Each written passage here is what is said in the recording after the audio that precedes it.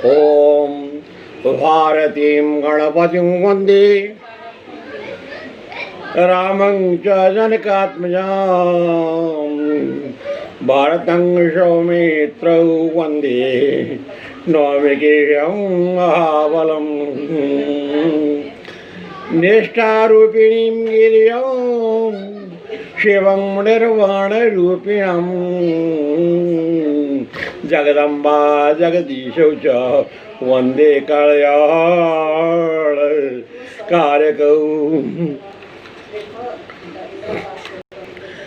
आरती आरती आनंद रामायण की सीताराम चरित गायन की भरत लखन शत्रुघ्न लला की आंजनेय रघुबीर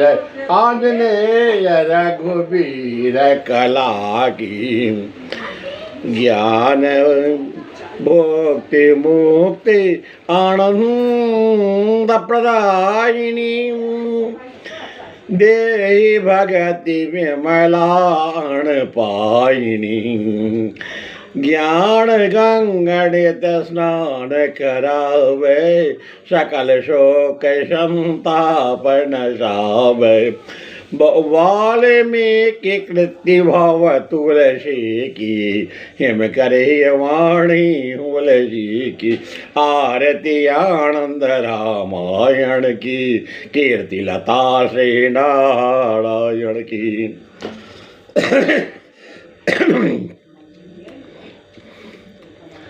श्री राम जानकी विवाह का लगभग संक्षेप में हम लोगों ने कल तक समापन किया।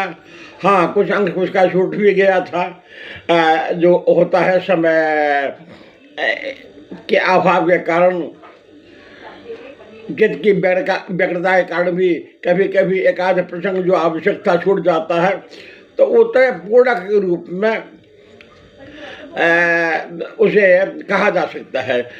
जैसे कल हम लोगों ने सारी कथा बताई कि राम किस प्रकार श्रीरध्वजनक एवं विदेह ने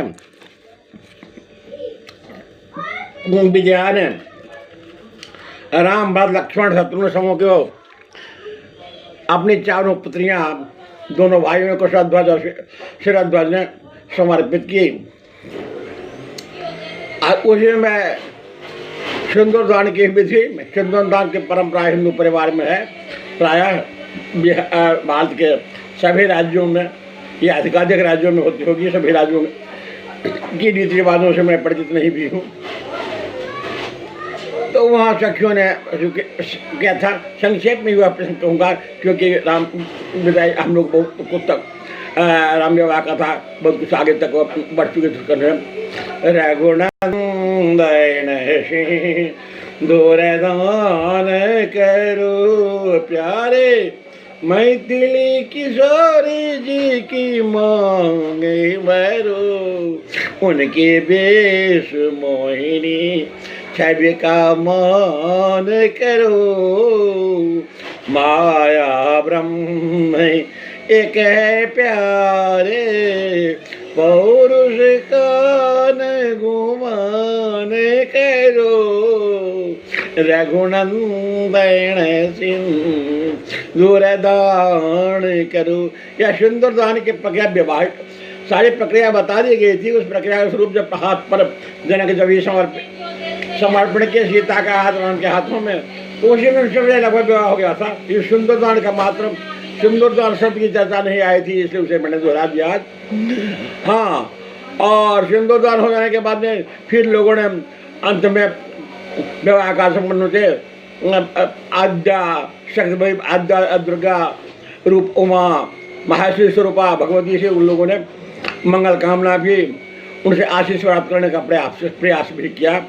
मंगल करब सदा हे गोसाउनी शुभ लग्न हुई छे विवाह सीता के हो आई बात प्रबल राम चरण कमल अनुराग नित्य अभिनव प्रेम पुष्पित हो उपजय द्वेष निराग हरि कमलासन राम से आखेर जीवन प्रलय प्रवाह गोसाउनी शुभ लग्न होई छे विवाह राम उतार देवार मही केर दल थे असुर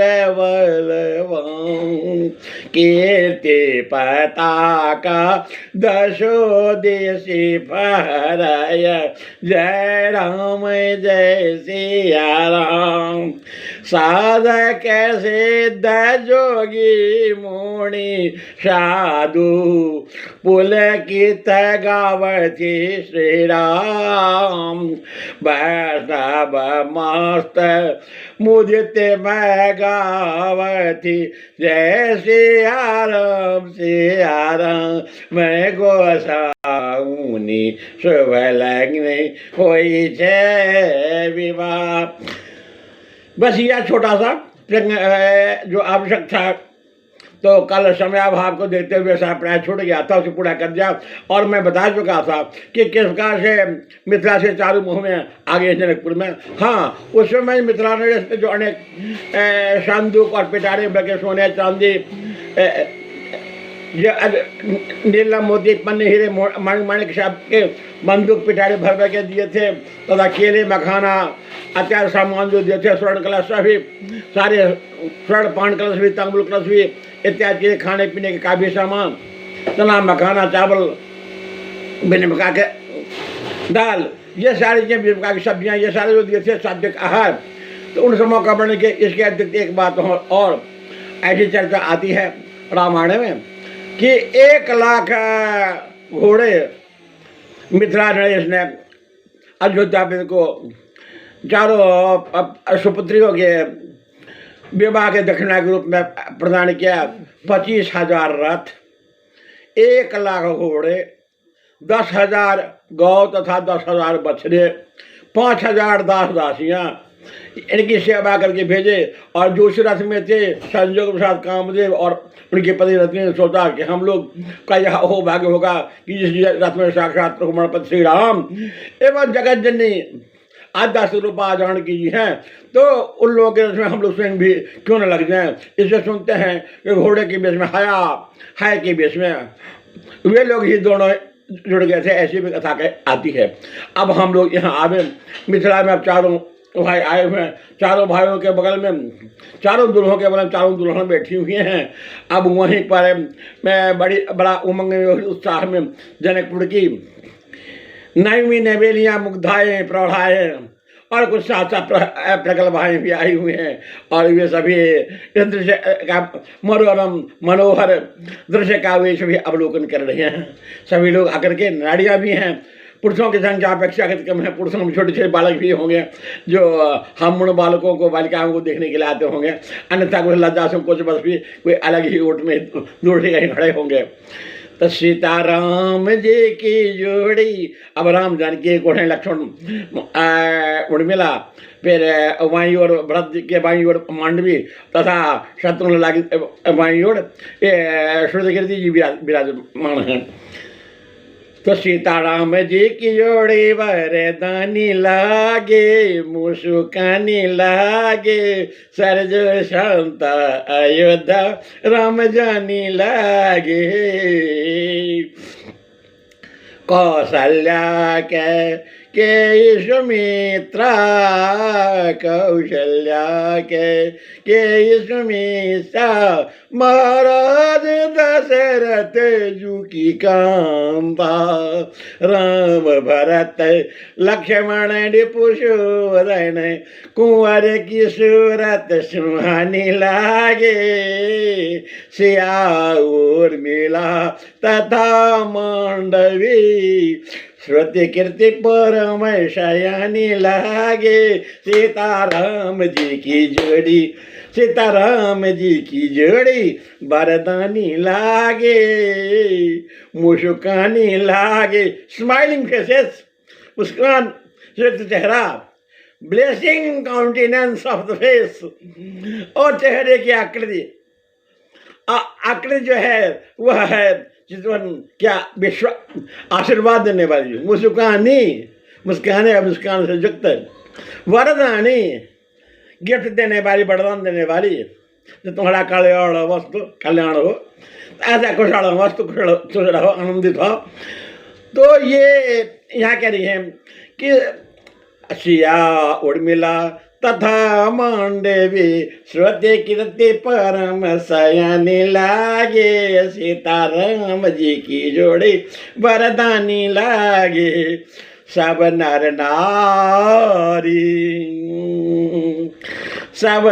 नारी सौभाग्य सुशीला, धीर विवेकी समदमशीला, रामचरण पंकज नित नेहा, विमल भक्त आसक्त न गया, विमल भक्त आसक्त न गया, उनकी वाणी सुहानी रूहानी लागे, उनकी वाणी सुहानी रूमानी लागे, सीताराम जी की जोड़ी वरदानी लागे, सरजू शांता अयोध्या राम जानी लागे। यह गीत सुनने के बाद आप लोग की विचार में बात आती होगी एक बात कि भाई इस तर्ज पर एक और भजन है जो आप लोगों से पहले सुना होगा, मैंने भी असल वह भजन सुना था। इसके बाद प्रभु की प्रेरणा हुई रामलाल सरकार की, जीजा महाराज जी की, कि ये फिर यह गीत भी जो है हिमकर के रामायण इस गीत ने भी अपना स्थान पा लिया कि सीताराम जी की प्यारी राजधानी लागे, राजधानी लागे, मोहे मीठो मीठो सरयू जी को पानी लागे। यह भजन एक महात्मा के मुझे राम कथा कह रहे थे, तो उस समय मैं श्रवण कर रहा था, उस सरयू नदी के तट पर ही अयोध्या में ही मैं यह श्रवण कर रहा था। अनायास यह श्रवण किया। इसके कुछ दिनों के बाद ऐसी बात हुई कि प्रभु ने मुझे भी प्रेरित किया कि चलो हिमकर, तुम भी मिथिलांचल के हो और यह अयोध्या में आकर के मेरी नगरी में सुने हो, इसलिए तुम मेरे संसार इलाके के हुए उस हिसाब से जो संबंध अपना स्थापित कर लो, आप जानो। लेकिन मैं आपके मुख से भी कुछ सुनना चाहता हूँ। ऐसा मुझे लगा कि भगवान श्री राम मुझे आज्ञा दे रहा हूँ, अच्छा प्रभु अब मैं सुनाऊंगा, लेकिन देखना मैं थोड़ा तुम्हारा दुलरुआ श्यालक हूँ। अब श्यालक संस्कृत का जो होता है श्यालक, और साल उसका अर्थ दो होता है। संस्कृत जैसे अंग्रेजी में होता है वैसा इसमें भी है, उसका अर्थ शाला या बहन दोनों ही होता है। इंग्लिश में से ब्रदर इन लॉ कहने से आप दोनों ही अर्थ प्रयुक्त हो जाते हैं, वैसे ही इसलिए तो कहता है कभी कभी कि हिमकर जब एक बार पूछे थे अयोध्या, पूछा एक संत ने कि महाराज आप कहाँ से क्या आए हो, कुछ अपना परिचय बताओ, क्या सुनना है। तो कहा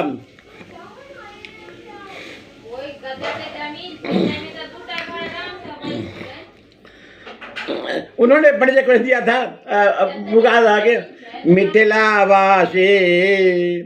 मिथिलावासी मैं अघरासी के मिथिला का रहने वाला हूँ और पाप का कई तो मैं खान हूँ।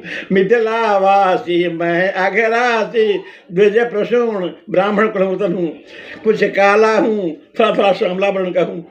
मिथिलावासी मैं अघरासी द्विज प्रसून कुछ काला हूँ, बकरा नंदन सुत रघुनंदन क्या मैं श्याल निराला हूँ। अरे बगरा नंदन, बगरा आज को भी कहते हैं, महाराज दशरथ के पिताजी का राज था, तो बगरा नंदन अर्थात दशरथ जी। अशुद्ध रघुनंदन दशरथ जी का शुद्ध कौन, तो श्री राम भगवान जो राजा रघुन के कुल ताबे पुरुष हुए हैं, उन्हीं के नाम पर वे भी रघुनंदन राघव राघवेंद्र भी कहलाते हैं। तो उनका श्याल निराला हूँ। तो क्या हो आपने साल ऐसा लाहो, हमके शाला क्यों, शाल का सवाल ही होता क्या, मैंने नहीं होता क्या। तो कहा यहाँ आकर कैसे पढ़ना निकलोगे, समझ नहीं आती है, यहाँ शादी करोगे। अरे वाह, श्याल उनकी माने कहा में शाला तो श्रृंगी जिसको शादी कर दिए हो, यदि ये मने भाव रहता तो क्यों नहीं श्रृंगी ऋषि का पालन पोषण किए, छात्राणी यहाँ हो गई तुम्हारे यहाँ आने से, छात्राणी है भी शांता। तो फिर शांता क्योंकि रोमपाद की राजा रोमपाद की पुत्री हैं जो अंग देश के नेपथ्य हैं। आज भी क्षण में अंग देश भागलपुर मुंगेर का इलाका पड़ता है। दानवेकर्ण का इलाका भी उसी प्रदेश में पड़ता है, आंध्र प्रदेश में ही। इसलिए अंग देश का अधिपति बनाया था दुर्योधन ने, उनको कर्ण को नियुक्त किया था। तो भाई उनको क्यों नहीं कि छात्र के हाथ में सौंप दिया, क्यों श्रृंग ऋषि के हाथ में सौंप दिया कि श्रृंग ऋषि को बुलाएंगे, पुत्र करेंगे तब ये आएंगे। तभी तो कहते थे, कभी कभी श्रृंग ऋषि कहते हैं, मित्राबाजी बुलाते हैं कि दशरथ ससुर राम मोहि साला हमारे पिता हरि पुत्र हमारा। और हिमका भी कभी कहता है, क्योंकि हम श्रृंगी शिष्य के बालक के खुशामर कर बन के नाम श्रृंगी ऋषि नंदन ऋषि नयत कहो मिथिला छोड़ी आब जाय बरकत रघुनंदन बिनती सुनियो हमारे पाहुने जइयो न छोड़ी काई जनकपुर नगर। तो ये सारी बातें कुछ हाथ में अभी धीरे धीरे शायद बीतता गया। अब विभिन्न ऋतुओं का वर्णन भी हम जैसे अन्य रामायणों में पाते हैं, महाकाव्य में, हिमका रामायणों में ही वर्णन है। उसमें जब जेठ बैसाख जेठ का समय आया है, सभी नदियां तालाब सूख गई है। संजोग वशात सरजू नदी का भी पानी कम हो गया है, फिर भी वहाँ स्नान करने लायक है और पानी स्वच्छ साफ है। जब पानी कम हो जाता है, बरसात में साधारणतः देखते हैं कि पानी कुछ मटमैला गंदा सा होता है और उसमें साफ रहता है। फिर श्रावण का आगमन हुआ। अब कुछ ही शब्दों में, क्योंकि बहुत कम समय में बहुत सी कथाएँ करनी पड़ती हैं, तो कुछ श्रावण की सुषमा का संक्षिप्त वर्णन सुनोगे। और उस समय सीताराम जी झूला पर झूल रहे हैं और भ्राता लोग उन्हें किस प्रकार झुला रहे हैं, कितना भ्राताओं में प्रेम है, और इसका भी वह वर्णन आया है। वैसे भी कहा जाता है, जब कभी हम लोग राम जी के स्वरूप का ध्यान करते हैं तो कहते हैं कि भाई जो है एक और लक्ष्मण जी हैं, एक और जानकी जी हैं, आगे हनुमान जी महाराज हैं। तो ऐसे श्री राम जी को हम लोग प्रणाम करते हैं। तो यह आप हम लोग देखें आकर के किस चीज़ को हम लोग आकर के देखने का प्रयास करें, कौन सा चीज़ का मिथिला में कि श्रावण वर्णन। अब अभी जाम देखो, श्रावण सावन है पावन मनोरम प्यारा है सावन सुरभित सुंदर नई नवेली दुल्हन मन भावन हरे भरे पौधे बागों में और हरा है मन हिम कर झूला बंधा पिटप से मंजू सुखद सा पावन मनोरम सावन है पावन सखी हे सावन सरस सुहावन से वैरे झूला झूलना सखी हे सावन सरस सुहावन सियवर झूला झूलना।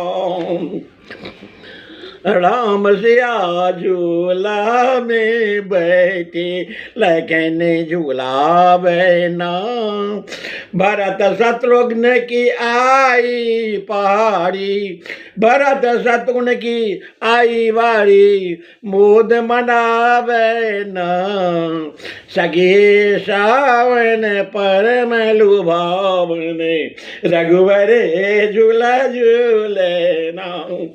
रिम झिम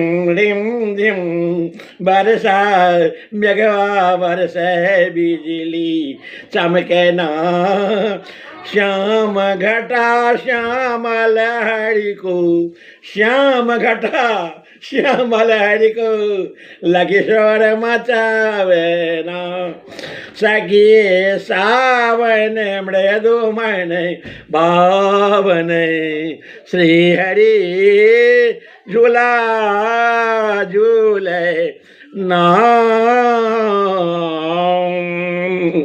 श्री हरि झूला झूले नाम।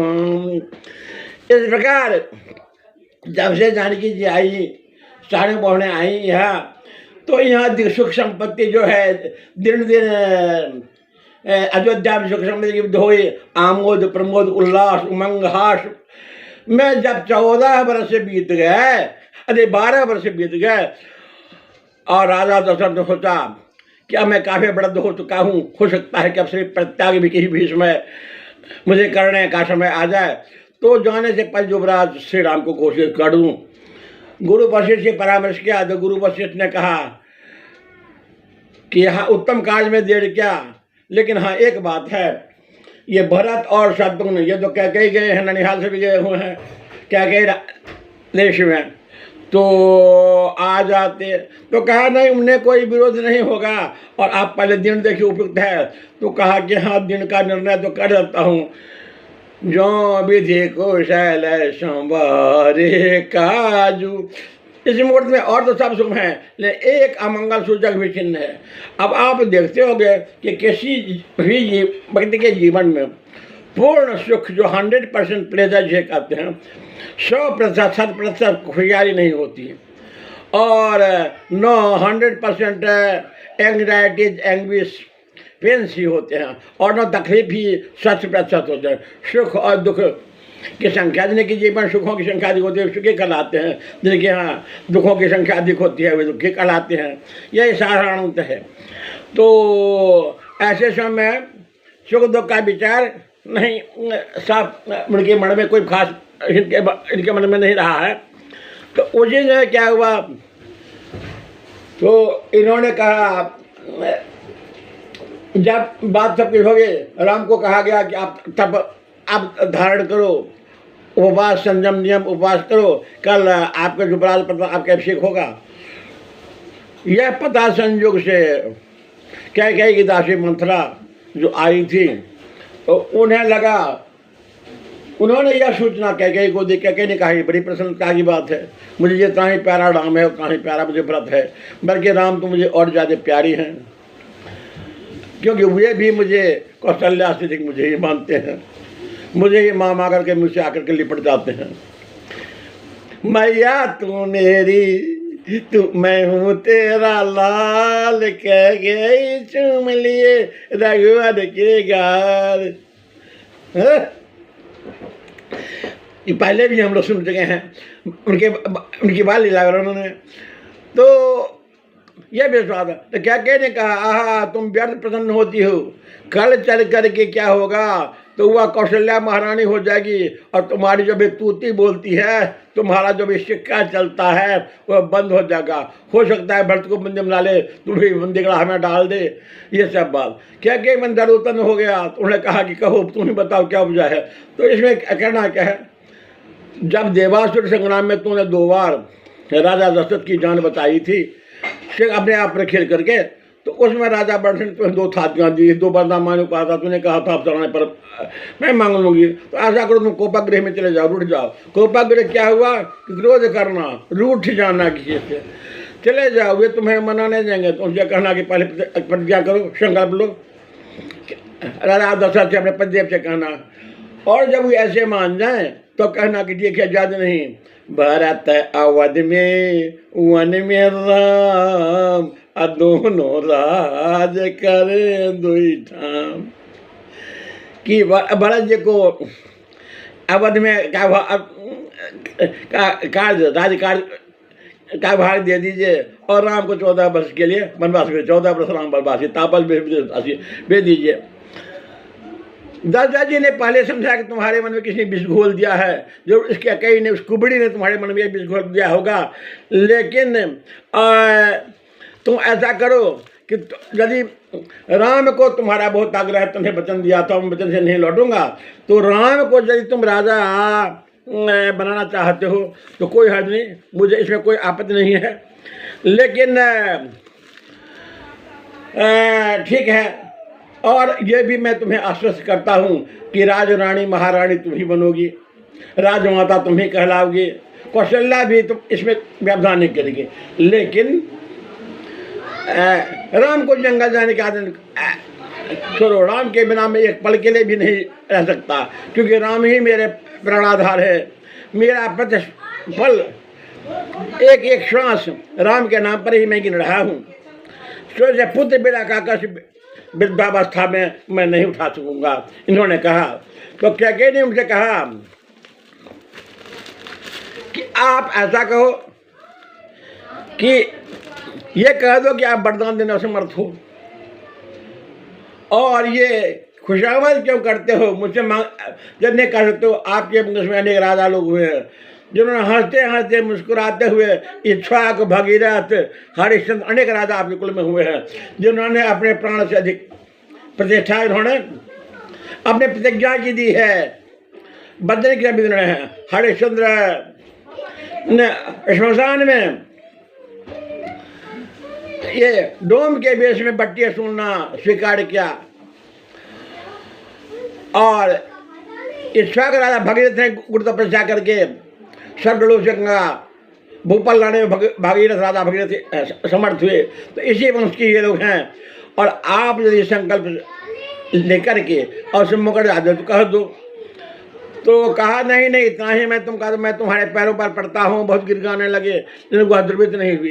कारण यह था, विद्वान लोग बताते हैं कि जब देवराज इंद्र को यह पता चला कि हो सकता है कि राजा दशरथ के मानने पर ये राजा दशरथ कहने पर ये राजगद्दी हो जाती है और राम घोड़े नहीं जाएंगे, तो मेरा जो महादुश्मन है सबसे बड़ा इनवर्टर एनिमी जो मेरा जानी दुश्मन है इंद्र, और जैसे इंद्र को तो सिंह मैंने हरा दिया था, लेकिन इंद्र का के बेटा मेघनाद ने मुझे पछाड़ दिया था, और उस दिन से वह इंद्रजीत कहलाने लगा। जितेंद्र वह मेघनाद लोग को इंद्रजीत का किए, और वह गौरवान्वित हो चुका, परंतु मेरा मस्तक अपमान से तो नीचे उठा।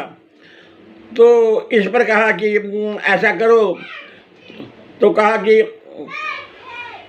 दशरथ जी लेकिन बड़ा गिरा तभी कहते मुझसे न राम को छीनो तुम, मैं तड़प तड़प मर जाऊंगा, राम के बिना इस राज भवन में कहो कौन सुख पाऊंगा। क्या क्या कहते हैं, क्यों मीठी मीठी बातों से मुस्काते हो, प्रिय मन मेरा कह दीजिए वे प्राण झूठे थे, जब प्यारा राम ही है तेरा, क्यों प्राण प्रिय मुँह देख करे बालाते थे प्रिय मन मेरा। मैं जान गई सब नाटक था, मैं नागिन हूँ आप सपेरा, हंसना मुस्काना गाल फुलाना एक साथ न हो सकता, प्रण करना तथा विनय करना भी साथ साथ न हो सकता। यहाँ जो खड़ी बड़ी बात है वह गोस्वामी जी है। एक संग नहीं होई भुआलो, हंसब ठठायब फुलायब गालो। अब ढाई की सीमाएं के भी राजा दशरथ ने कहा, मेरी कमजोरी का ही तूने अनुचित लाभ उठाया है, खुशहाली के अवसर पर तूने जो यह उधम मचाया है। तेरी सुंदरता पर लट्टू होकर मैंने सब बुला दिया, पुरुषार्थ विवेक तुम्हारे रूप की भट्टी में ही जला दिया। यह मेरी भूल का ही कारण है, मैंने अपना पुरुषार्थ अपना विवेक सब तुम्हारी सुंदरता पर लट्टू होकर तुम्हारी सुंदरता की भट्टी में ही मैंने जला दिया। अपने पुरुषार्थ को विवेक को कहा भी जाता है, क्या कही तो सर्वांग सुंदरी थी, और कहा जाता है कि सुंदरी स्त्री तो केवल एक समझिए कि लंबी नाक से, बड़े नेत्र से, फूले हुए कपोल से, सुदृढ़ सीना से, अपनी मधुर वाणी से वाक्पटुता से आकर्षित करती है। बल्कि ऐसा कहा जाता है कि यदि उसके एक काला घुंघराला बाल भी बहुत पर्याप्त होता है किसी को आकर्षित करने की। Beauty draws hair, Alexander Pope अंग्रेज ने अलेक्जेंडर पोप ने कहा था beauty draws of the single hair. अरे एक छोटे ही केस से कुछ लोग कहते हैं भाई अलेक्जेंडर पोप ने कहा, कोई कहा कि नहीं ये तो शेक्सपियर साहब ने, शेक्सपियर ने कहा था जो हुआ, क्योंकि शेक्सपियर ही ज़्यादा सबसे ज़्यादा कहने वाले हैं। तो और ज़्यादा प्रतीत होता है कि ज़्यादा खेल लिखने वाले शेक्सपियर नहीं, ऐसा कहा जाएगा। और उनके यहाँ क्या बोलते हैं, all that glitters is not good, often have you heard that told many a man his life has sold and my life outside to behold, कि जो कुछ चमकता है वह सब कुछ सोना नहीं होगा।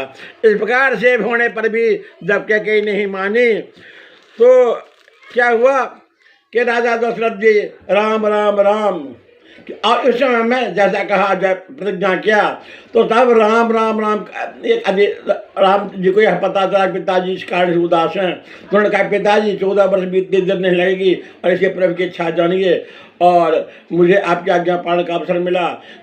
तो कौशल्या ने कहा कि नहीं देखो बेटा सो यदि ऐसा होता कि पहले जब मैं चाहता, यदि क्या कहीं ने ऐसा नहीं कहा होता तो और तुम्हारे पिता बोले होते तो माता होकर के मैंने भी तुम्हें अपने घर में रखा है, मैं क्या आज्ञा लौटा भी सकती, जोग भी सकती तुम्हें, लेकिन जब यह क्या भी क्या आज्ञा है तो वह क्या भी तो मेरे ही समान तुम पर अधिकार रखने वाली माँ है, उनकी आज्ञा का पालन करो। तो राम लक्ष्मण जब राम और ये जब सीता ने कहा मैं भी जाऊंगा, दशरथ जी ने समझा कुछ दिन मैहर में, कुछ दिन पिहर में, अरे कुछ दिन अयोध्या में, कुछ दिन मिथिला में रह करके अपना समय बिता लेना, तुम मर जाओ मेरा भंडा, तुम जब राम चले जाओ चाहेंगे तो तुम ही मेरा एक आधार शक्ति बन के रहोगी, तो तुम्हें देकर मैं संतुष्ट करूँगा। लेकिन उसने सीता जी ने भी कहा कि नहीं, जैसे जल के बिना बाहर से मछली नहीं रह सकती है उसी प्रकार से मेरे लिए रहना बड़ा कठिन है। बहुत से वार्तालाप हुई तो रामचंद्र जी लोग जो है जा रहे हैं। अब रामचंद्र जी साथ जा रहे हैं, इधर दशरथ जी राम राम राम राम लगातार गिन रहे हैं। ये लोग अयोध्या पार करेंगे, आज ये लोग जाएंगे श्रृंगे बेरेपुरा निषाद के नगरी में, तमसा तीर्थ पर गोमड़ी पर तमसा नदी पर तमसा तट पर गोमती विश्राम के लिए फिर तीसरे दिन निषाद रात के यहाँ पहुँचेंगे, पार करेंगे, प्रयाग घाट जाएंगे, ये सब। अब वहीं पर तमसा तीर्थ पर क्या होता है, निषाद रात से कहते हैं कि भाई मुझे उस पार जाना है, आप नाव ले आओ। तो उस समय निषाद रात गोस्वामी जी के रामायण से की पंक्तियाँ को याद होती, मांगी नाव न केवा टाना, कहे तुम्हारे मरम में जाना। जैसे कि कुछ महात्मा लोग जो परम व्याग कथावाचक हैं, आज जिनको प्रभु की प्रेरणा है, प्रभु की विशेष कृपा है कि उन्हें कथावाचन का भी सौभाग्य मिला। मुझे तो कभी कभी सोच होता है कि प्रथावाचन का स्वभाव नहीं मिला, तो इसलिए बड़ा दावस्था में थोड़ा सा सोचता हूँ फेसबुक के माध्यम कुछ कह दूँ कि ताकि मैं चले जाऊँगा, तो इस माध्यम से भी कुछ कथावाचकों को कम से कम गाइडलाइंस, ये कुछ निर्देशकार जैसी कुछ पंक्तियाँ शायद ही मिल सकती हैं। ऐसा मैंने कहा मैं बहुत बड़ा ज्ञानी हूँ, क्योंकि मुझसे पहले भी हजारों बहुत से कथावाचक हैं, कुछ शीर्षक कभी भी कथावाचक हैं। तो लेकिन प्रत्येक व्यक्ति की कथा शैली में कथा में कुछ खास विशेषता होती है। हो सकता है जो कुछ यहाँ विशेषता हो वही कथाओं में नहीं हो। मैं ये बनाई कि यथार्थता होती भी है, क्योंकि हर मनुष्य में कुछ न कुछ जो गुण होता है और दूसरे में कोई इंजीनियर है तो कोई डॉक्टर है, डॉक्टर गुण इंजीनियर में नहीं है, कोई प्रोफेसर है तो कोई बैरिस्टर है, जो वकील का जो नॉलेज है, कानून नॉलेज वो नहीं है। भाषा में भी जो साहित्य का नॉलेज है, फिर लिंग्विस्टिक्स जो है, जो भाषा ज्ञान का कि किस शब्द का किस शब्द से कैसे इंग्लिश शब्द का एंग्लो सेक्शन इंग्लिश, इसलिए इंग्लैंड फाइनेंस इंग्लैंड, इस प्रकार से भाषा का उद्गम स्पष्ट हुआ, कैसे हुआ। तो ये सारी बातें किसी एक विषय का कोई जानकार संपन्न नहीं होता। समूह का अलग क्षेत्र हैं, फिर राजनीतिक भी हैं, उनका भी एक अधिक राजनीतिक क्षेत्र है, साहित्यकारों का भी अलग क्षेत्र है, विद्वानों की समालोचना व्याख्या करना एक अलग क्षेत्र होती है। तो अब गंगा तट पाए तो गंगा ओके बड़े करा और कहा मांगी नाविन के वटयाना, कहे तुम्हारे मरम में जाना। कि आपके चरण कमल के बारे में लोग कहते हैं कि जहाँ आप पाँव देते हो वो क्या हो जाता है, तो पाण शिला तुरंत जो है वह गौतम की नाड़ी बन गई, इसलिए मुझे भी काट का कि मेरी नैया बनी है, आप पाँव रखेंगे तो करोगे। ऐसा क्यों लोग कहते हैं कि के वक्त जो है अपनी बड़ाई कर रहा है? जैसे कभी कभी सुनने वाले होते होंगे, अरे ये संत हनुमान दास और फिल्म कर दी भी कुछ अपनी बड़ाई कर रहा है कि भाई यहाँ भी कुछ मेरी कथा से भी कुछ लोग कथाबाजों भविष्य में भी या वर्तमान समय में कुछ लाभ उठा सकते हैं। तो नहीं, अनायास नहीं कह रहा था, क्योंकि वह केवट कोई साधारण व्यक्ति नहीं था, वह साक्षात वशिष्ठ के पुत्र जिनकी पत्नी अरुंधति जो महाषधि की श्रेणी में ही आती हैं और जो अनुसुईया जी की बहन ही हैं, और जो कपिल मुनि के 9 बहनों में से एक हैं। उन्हीं में से कला जो मणितीश को ब्याही गई थी, और ख्याति जो भृगु ऋषि को ब्याही गई थी, श्रद्धा जो अंगराज को ब्याही गई थी, चंगरा से ये बृहस्पति जी हुए, देवगुरु बृहस्पति।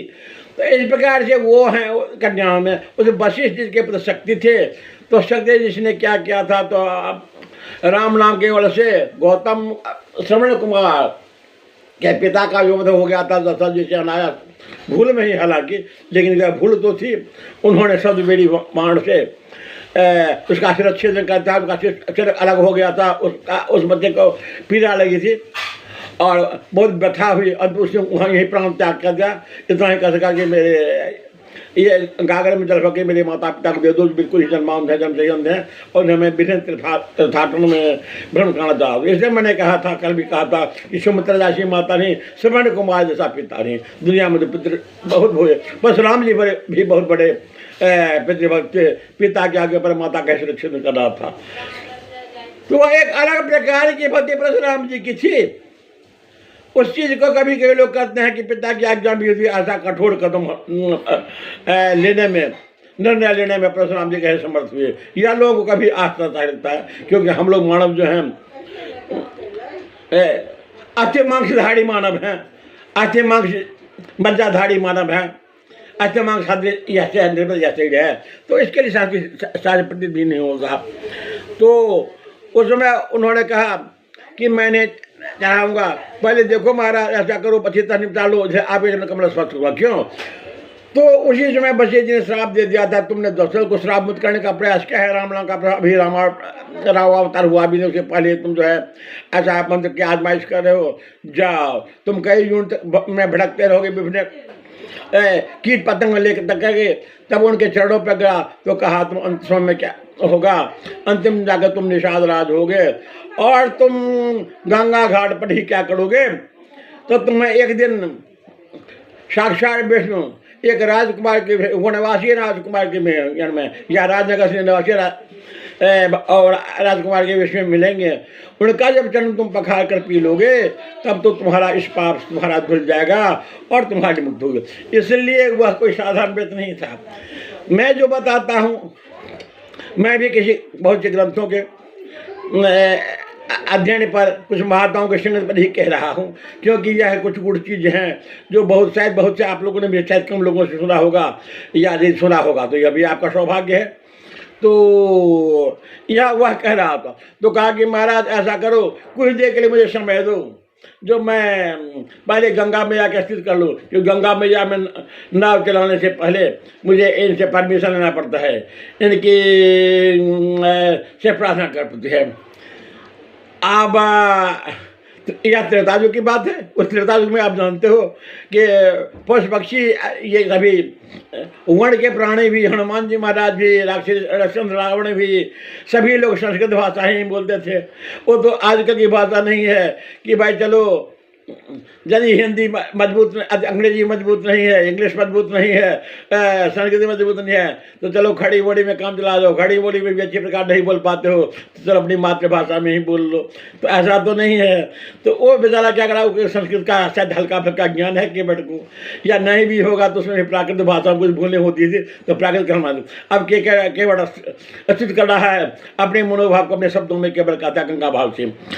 पतितो धारिणी पावनी गंगे, अघारिणी भवतारिणी गंगे, हरिपद पद्मोद्भूते गंगे पाप प्रणाशिनी परमानंदे दुख संकष्ट निवारिणी गंगे दुर्जन दर्प विदारिणी गंगे शिवमस्तके सुशोभित गंगे ब्रह्मानंद प्रदेश संगे गिरि गोमुख निसृत भूखंडे प्रवहति गंगा विमल तरंगे पाप ताप भयहारिणी गंगे कल कल नाद निरादिनी गंगे शंतन प्रिय जाहुण मुनि कन्ये देवव्रत माता नृपवंदे हिम हिम कर कर पूर समुज्ज्वल अमल सलिलयुत धवल तरंगे भागीरथी मंगलमय गंगे भक्ति शक्तिमय सुधा तरंगे सुख प्रदायिनी हर हर गंगे पुण्यदायिनी पावनी गंगे पद कमल न आपके धोऊं तो नैया गृहिणी बन जाएगी। एक का भरण पोषण मुश्किल दूजी पत्नी क्या खाएगी। नाव के बिना के तरह नाथ अपना परिवार चलाऊंगा। कामधेनु की कामना नहीं संकल्प सत्य दोहराऊंगा। अवधेश तनय हट त्याग मुझे पद पखारने की आज्ञा दो। इसमें क्या स्वार्थ भला मेरा हे नरपुंगव राघव बोलो। आपके चरण रज धोकर मैं पीऊंगा तो यह जानूंगा पद रज में जादू टूना है या नहीं तभी मैं मानूंगा। कि मानुष करने मुनि को चाहिए। आपके विषय में कहा जाता है कि आपके पेट में एक जंत्र लगा हुआ है जिससे दजिया पड़ जाता है पानी की शिला पर भी छुअत शिला घरनी हो जाए बाट परे महीना उड़ाई। अरे भाई यह वो दादी गौतम से क्या ये है भाई इससे यदि मैं आपका चरण कौन धो लूँगा तो मुझे विश्वास हो जाएगा कि जादू टोना जो है वो उतार लिया है। क्योंकि जो टोना है वह आपके चरण धूले में है, आपके भाई मिलेगी धूलकण में है, तो धो करके जब कर लूँगा। और इसका क्या था गौतम पिता के आशीर्वचन को भी अंतिम जो आशीर्वचन दिया था सत्य करना था कि राम का जब चरणोदक चरणों धो करके तुम पियोगे तभी तुम्हारा जो है उद्धार होगा। तो इसलिए कहा कि ऐसे करो हे राम कि दो तो जान लूंगा आप चरणों धोने के बाद। हे राम अयोध्या के राजा हे धरती सुता महारानी हे लखन सुमित्रा के नंदन शुभ कार्य करें अवसर जानी। अब यहाँ देखोगे कि उन्होंने बाड़ी बाड़ी सबको रखा प्रत्यक्ष गवाह के रूप में कि मेरा इसमें कोई स्वार्थ है। हे महारानी जी आपसे धरित्री पुत्री धरती की पुत्री है जानकी जी, हे अयोध्या की भाभी महारानी आप कहिए, हे लक्ष्मण जी हे रामचंद्र के अभिन्न प्यारे अंश, तो ये बताइए कि क्या करूं। के बट की चतुराई लख कर करुणा निधान हरि मुस्काए भक्ति भाव से बेवल माझी को सच्चा अधिकारी पाए। ज्ञान का जब क्षत्र अंत हो जाता है तो वहां से भक्ति का कानन आरंभ होता है। ज्ञान के ऊपर भक्ति श्रेणी आती है। तब तो ज्ञान का छोटा भाई वैराग्य है। वैराग्य राग क्रोध दोष की स्थिति चली जाती है। जब छह जो मनुष्य के दोष हैं वे सभी षडगुण विनष्ट होकर के अब ये जो छह दोष हैं षड दोषा पुरुषेण हातव्याभूत मित्ता निद्रात्मता आलमता, तो छह दोष जब हट जाते हैं और जब छह गुणों का प्रादुर्भाव होता है तब मनुष्य क्या होता है भक्ति मार्ग में प्रस्थान करता है, पांव रखता है। नैवेद्य पुष्प द्रव्य से नहीं रिझते राम पालन करता, जो तन्मय होते राघव में प्रभु उनके त्राता दुख हरता। गीता में भी भगवान ने कहा है कि मेरा कोई प्यारा, मेरा कोई मित्र या दुश्मन नहीं है। आप ये देखो, त्रेता युग में सूर्य का पुत्र सुग्रीव अपनी श्रद्धा के कारण से राम का मित्र है, और इंद्र के पुत्र बालिका का उद्धार करते हैं, संहार करते हैं भगवान उसी सुग्रीव के लिए। द्वापर में दुख रूढ़िवाद है। इंद्र का पुत्र अर्जुन है, उसके रक्षा के निमित्त कारण होते हैं सूर्य के पुत्र कर्ण के बल हेतु अंतर्विराज होते हैं। वैसे भगवान की वहाँ भी व्यवस्था है। और फिर भगवान के लिए तो अपना और पराया तो कोई होता नहीं। यदि अपना होता तो उनके सामने में क्यों का पूरे वंश का संहार हो जाता, आपस में लड़ के क्यों मर जाते वहाँ द्वारकापुरी में। तो कहते जी का श्राप था, उनका पुत्र शाम ने पेट में कपड़े पर डाल दिया था और कहा था कि मैं गांव की एक नवविवाहिता पतोहू आई हूँ, यहाँ बहू हूँ, देखिए मुझे पुत्र हो गया पुत्री।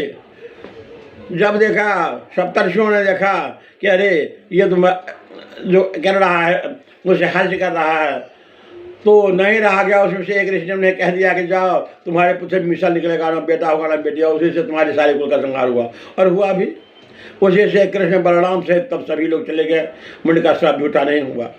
तो ये कहलाता है भक्ति। ये मैं आपको कथा कह रहा था कि भगवान इसलिए जब कहते हैं, जब किसी ने पूछा कि भगवान आप तो मुझसे बैर करते हो, भय रखते हो, क्यों करते हो? रावण भी शायद कहता मैं बैर, बाली ने प्रश्न कहा था मैं बैरी सुग्रीव प्यारा कारण को ना तुम वहीं मारा। तो उसे कहा था कि अनुज बधु शुद्ध दारा भगनी बहन, इन सब का पुत्र बधु भगनी बहन पुत्री, ये सब चारों जो समान ऐसे हैं, इनका जो शील हरण करता है तो उसको मार करने। भगवान ने कहा बाद में देखते हुए कुछ रामायणों में, हिमकर रामायण तक में भी है कि वार्णिक का प्रत्युत्तर क्या है कि महाराज या किष्किंधा का कार्य, किष्किंधा भी ये परंपरा नहीं है, ये किष्किंधा की रिवाज नहीं है, यहाँ का रिवाज ये नहीं है, किष्किंधा का यहाँ की रीति नहीं है। यहाँ तो जमीन जोड़ जोड़ का नहीं तो किसी और का, ये यहाँ का। आपने कहा, उन्होंने पूछा उनसे सुग्रीव से क्या सुग्रीव भी असर कहता है? तो कहा हाँ महाराज से कहता है। कहा कि मैं आज प्राण त्याग कर रहा हूँ, अकल से जो है ताड़ा एक बार इसकी अपनी पति उड़वा तब दूसरी ओर मेरी पति तारा बैठेगी, ये तो यहाँ का नियम है। तो जो कुछ हो वह समयांतर विभिन्न रामायण हुए हैं, विभिन्न रामायण में विभिन्न लेखकों के द्वारा विभिन्न प्रभु की कृपा से विभिन्न प्रकार के, जैसे विभिन्न प्रकार के अवतार भी हुए हैं। तो कभी भगवान जो मत्स्य रूप में आते हैं बेबदों की रक्षा के लिए, और कभी वे पृथ्वी की रक्षा के लिए फिर बड़ा रूप धारण करते हैं, कभी वे ये इंद्र को क्या नाम है बलि को छलने हेतु, उसे अच्छी सब सिखाने हेतु कभी जो वामड़ा अवतार लेते हैं, कभी फिर ये हिरण्यकशिपु का संहार करने के लिए नरसिंह रूप धारण करते हैं, फिर उद्दंड राजाओं को दंड करने के परशुराम का रूप धारण करते हैं। वह रावण, कुंभकर्ण, खरदूषण, मकराक्ष, अकंपन, मेघनाद, काया, ताड़का, सुबाह, कबंध, विराध, अनेक राक्षसों का उद्धारण करने के लिए, राक्षसों का संहारण के हेतु, राक्षसों के उद्धार करने के हेतु भगवान श्री राम का भी रूप धारण किए हुए हैं। इसलिए ऐसा होता है। भगवान ने वैसे भी कहा था कि मेरा कोई मित्र या द्वेष नहीं, इसी से तो लोग, और बहुत दिनों तक आप जानते होंगे श्रीमद् भागवत गीता में किताब आती है कि दक्षिण भारत में, कन्नड़ देश में या द्रविड़ देश में, महाराष्ट्र में तो मुझे सम्मान मिला, पुष्पल विध हुई। जब गुजरात में आया तो लोगों ने मुझे जहाँ था अंग भंग कर दिया। गुजरात में आकर के मेरी यह स्थिति हुई। तो जब श्री कृष्ण जब गोलोक धाम पे गए थे तो बहुत जगह श्री कृष्ण के वंशज जब वहाँ के रहने वाले लोग करके भगवान ने कहा था जो अपने परा को नहीं संभाल पाया। वह तो आज बड़े सौभाग्य की बात है कि गुजरात के कुछ अच्छे प्रवचक भी हैं और प्रभु की असीम कृपा ही हुई है, जिन्होंने अपने जीवन में पहले सोचा भी नहीं था कि कैसे एक छोटे तबके में पहले सेवा करते हुए, एक छोटे स्तर में, एक छोटे से विद्यालय में सेवा करते हुए और फिर उच्च राष्ट्र स्तर पर जाऊँगा। तो यह प्रभु की असुम कृपा है। न जाने कौन से गुण पे दया निधि जाते हैं, वाली बात विष्णु जो कहते हैं, तो वही बात यहाँ होती भी है। तो वह सब कहने के तब के भगवान राम तैयार हुए, तो के भट्ट ने इनको क्या किया, तो इनके पाँव पखाड़े, और पाँव पखाड़ते हुए पुनः इन आगे की ओर भगवान लोग प्रस्थान के वहाँ भरद्वाज जी के यहाँ गए। तो भरद्वाज जी से ने पूछा कि प्रभु ये बताइए कि कहिए, कुछ दिन भरद्वाज ऋषि ने ऐसा क्या, फिर भरद्वाज जी से आगे की ओर बढ़े, और भरद्वाज आगे बढ़ते बढ़ते हुए चले गए कहाँ, तो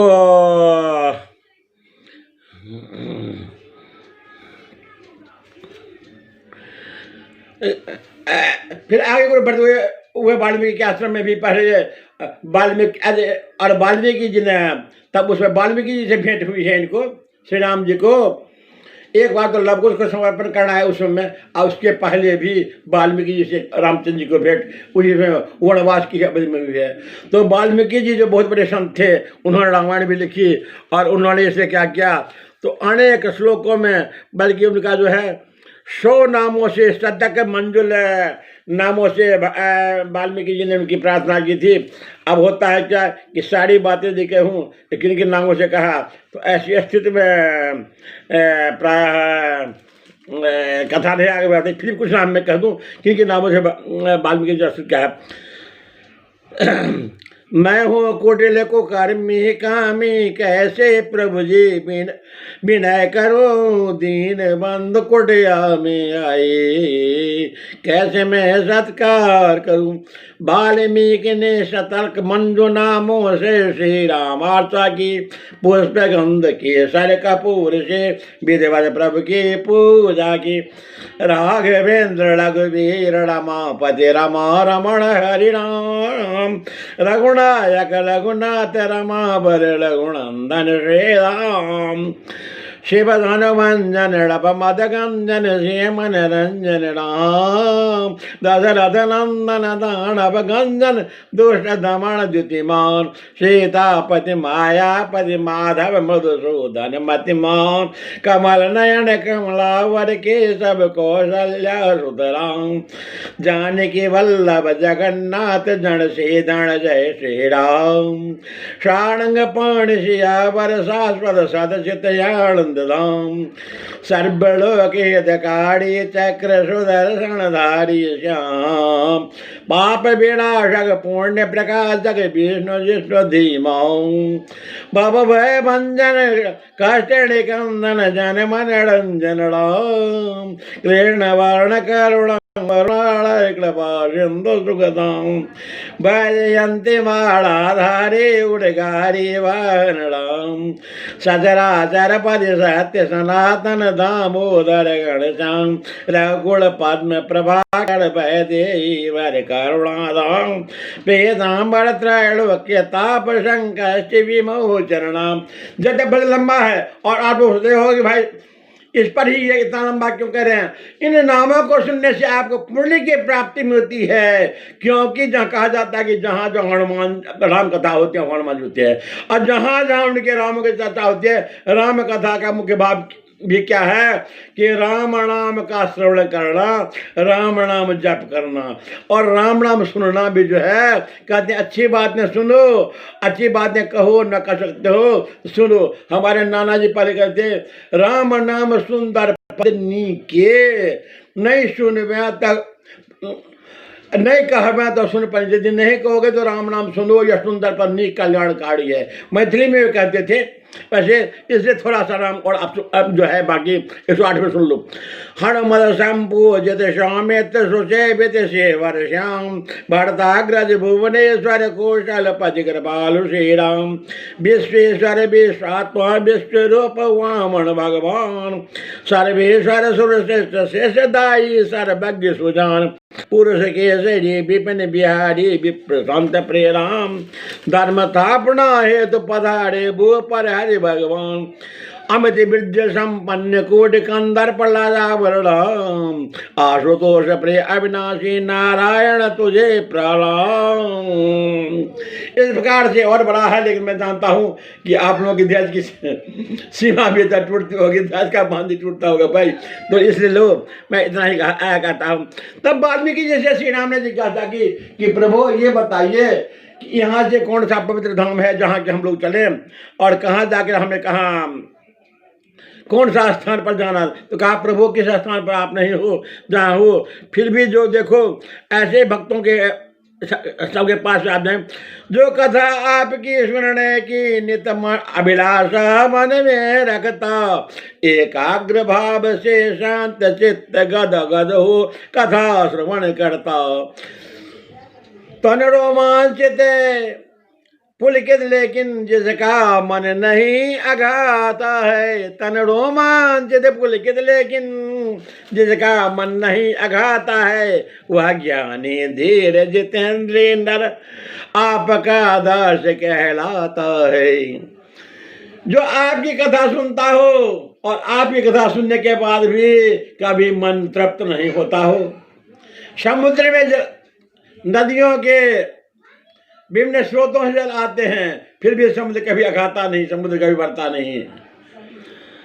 जो माता पिता सखा भराता सुखदाता पाता है तुझ में, जो राग द्वेष से रहित मनोज विश्राम कर उसके उर में। उर कहते हृदय को, जिसके हृदय काम क्रोध लोभ और मत्सर ये भाव नहीं है, जो ऊपर है, जिसके मन में वो भावना है जो गीता में भगवान ने कहा है, समोहं सर्वभूतेषु न मे द्वेषतो न प्रिय ये भजन्ते तो मांग भक्त्या मयि ते देषु चाप्यहम्। सब जीवों में ईश्वर समान कोई रिपुआ मित्र नहीं उनका, जो उन्हें प्रीति पूर्वक भजते, जो उन्हें प्रेम पूर्वक भजते, वे हैं हरि के हरि हैं उनका। हम भक्तन के भक्त हमारे, अर्जुन सुनो प्रतिज्ञा मेरी, यह प्रणय प्रणय टर तन तारी। जो दीन दुखी होकर भी तुमसे नेह न कभी हटाते हैं, रटते रहते तब मधुर नाम तेरी महिमा नित गाते हैं। महादेव भोलेनाथ तो स्मशान में रहते हैं भाई, कभी भांग का गोला मिल जाता है तो ठीक है, नहीं तो वैसे भी क्या कहते हैं, राम रामेति रामेति रमे रामे मनोर में सहस्रनाम तत्तुल्यं राम नाम बरानने। इसी राम नाम का जप का देव प्रहलाद ने भी कहा, राम नाम जपताम कुत भयम पाप ताप शमनैक विषजम पश्यतात मम गात्र सन्निधौ पाप कोपि सलिलायति धुना। राम नाम जपने वालों को कहीं नहीं, राम नाम जपने वालों को कहीं दुख है या बाधा। राम नाम का महामंत्र श्रद्धा पूर्वक जिसने साधा, आतात देखिए आग की लपटे मेरे चारों ओर, जल समान शीतल प्रतीत होती है राम नाम की ओर। तो जो घर में आए हुए अतिथि का अपमान नहीं करे, उन्हें लौटावे नहीं, जो ईश्वर ने जो कुछ दिया है उसी में संतोष करे।